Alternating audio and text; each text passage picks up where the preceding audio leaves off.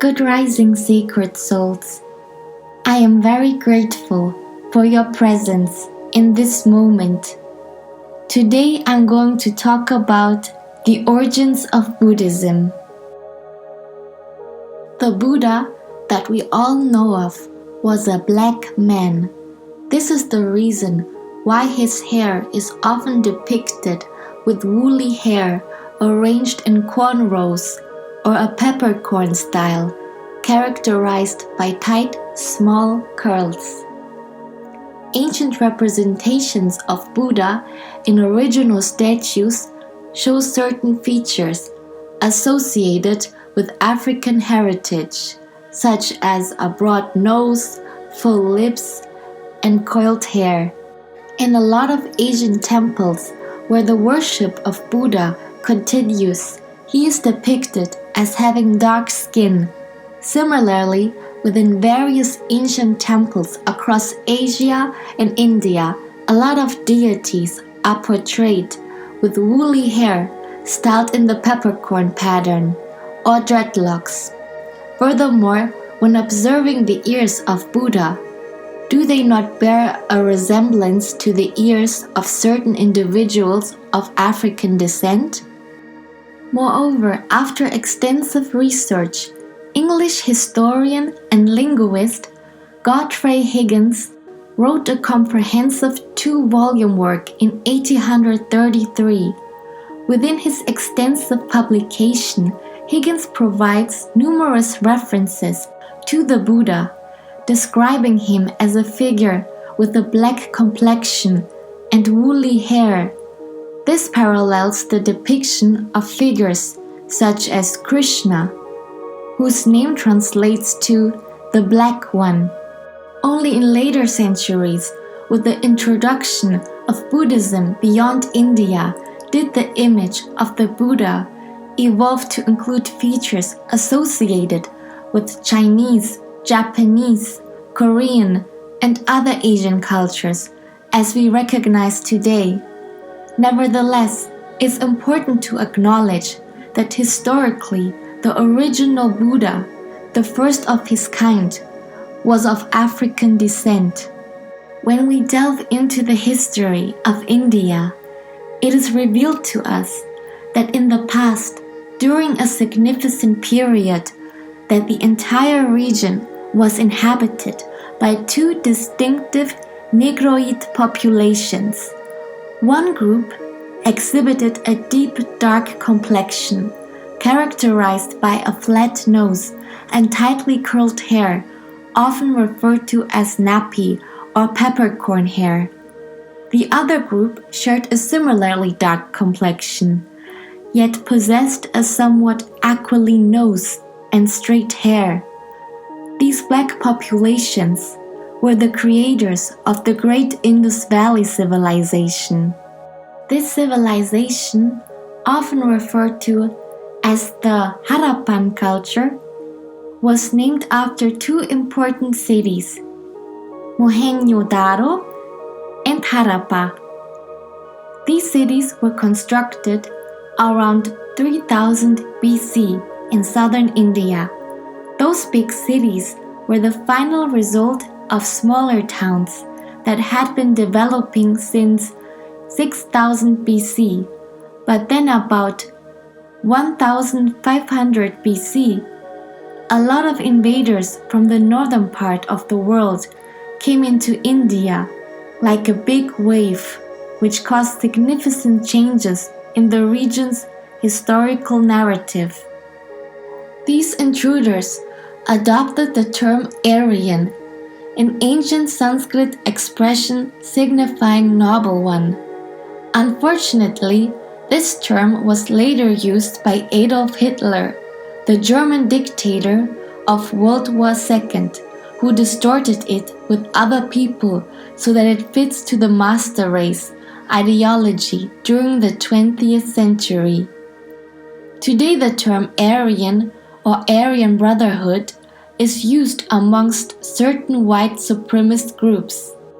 In ancient India, these intruders started slowly breaking down the Indus Valley civilization in a planned way. They began by adopting the local religions and gods of the native people. After that, they gradually introduced a caste system where people were divided based on their skin color and put into different levels. This system was called Brahmanism. The group of outsiders, who were mostly lighter-skinned, put themselves on the top level and called themselves Brahmin, or priestly ruling class. The majority of the darker-skinned people they had taken control of were placed at the lowest level, and they were called the Sudras, or the working class. The Aryan invasions into India are recorded in Indian literature, like the Rig Veda. Researchers from the University of Uttar and Andhra Pradesh University in India studied the DNA and Y male chromosomes of the Indian population. They found evidence that a group of males with connections to Europe played a significant role in the invasion around 3,000 or 4,000 years ago. This pattern of conquest is similar to other instances of racism worldwide. However, what makes the Aryan introduction to India unique is their method of enslavement and separating people based on skin color into castes.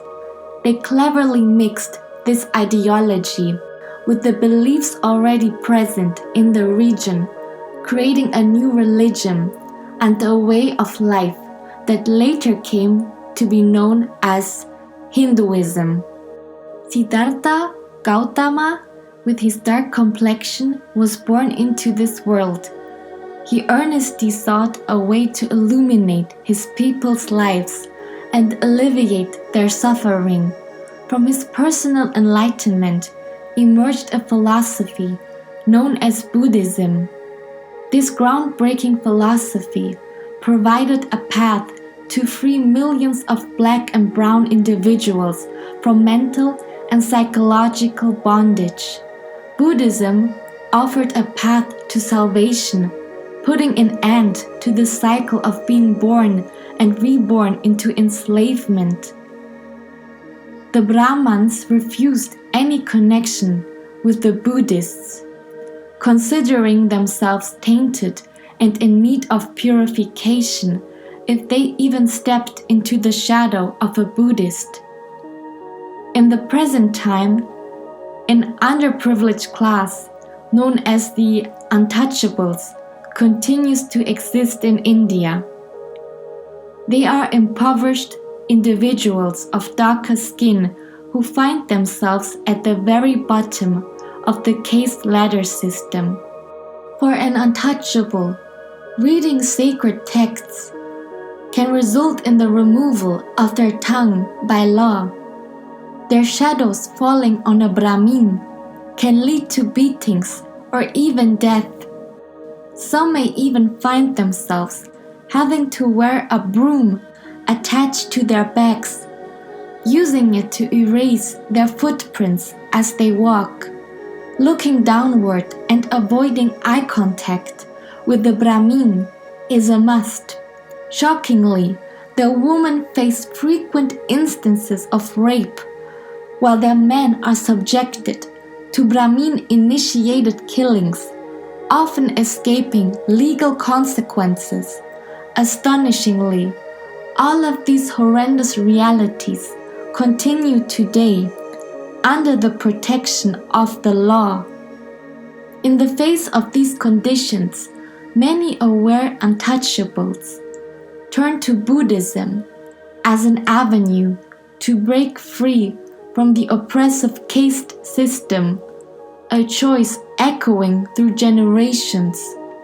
To these early rebels, Siddhartha Gautama, the Black Buddha with his curly hair, emerged as their liberator. In time, the Brahmins managed to triumph over the Buddhists in India, They employed a similar strategy, asserting ownership over the Buddhist and religion, while simultaneously demolishing their temples and forcing the original followers out of India. By around 260 BC, many Buddhists were compelled to seek refuge in Thailand, Vietnam, China, Tibet, and neighboring Asian countries. The crucial point is that the generations who faced the challenges of physical, mental, and spiritual enslavement in India are the very reason behind the appearance of images portraying the black freedom-fighting Buddha and black Buddhist monks across various regions in Asia and China. Through understanding this untold history, we gain a deeper appreciation for the teachings which have transcended time, culture, and borders, shaping the way we perceive and engage with the world. Thank you for taking your precious time and expensive energy to listen to what I have to say. And may you always be a magnet for miracles and deep healing. With raining stars in bloom and drowning roses of dreams, just me.